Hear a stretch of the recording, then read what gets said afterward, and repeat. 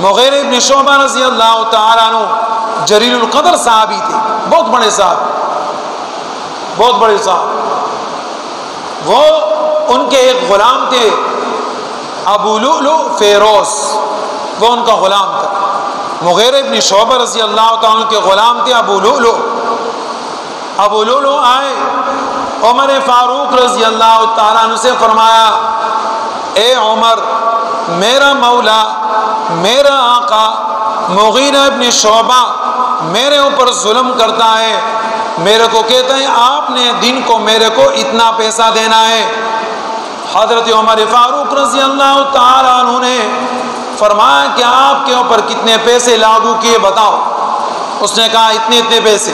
حضرت عمر فاروق رضی اللہ تعالیٰ عنہ نے فرمایا یہ تو زیادہ نہیں، یہ تو برابر ہے.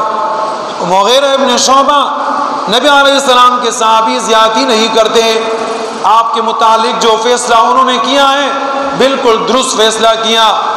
ابو لؤلؤ اپنے دل کے اندر غصے کو لے کے وہاں سے چلے گئے اور دوسرے دن تلوار چھپا کے لے کر آئے.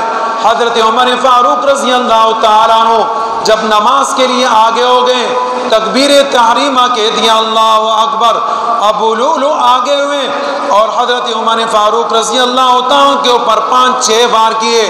حضرت عمر فاروق رضی اللہ تعالیٰ عنہ پھر بھی نماز پڑھاتے رہے، لیکن جب بالکل نہ ڈالو گے، عبد الرحمن ابن عوف رضی اللہ تعالیٰ عنہ کو اپنے مصلی پر کھڑا کیا.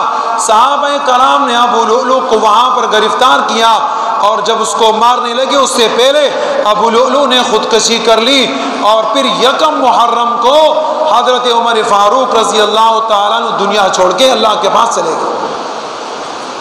اس طرح حضرت عمر فاروق رضی اللہ تعالیٰ کو اللہ پاک نے 1 محرم کو شہادت عطا فرمائی.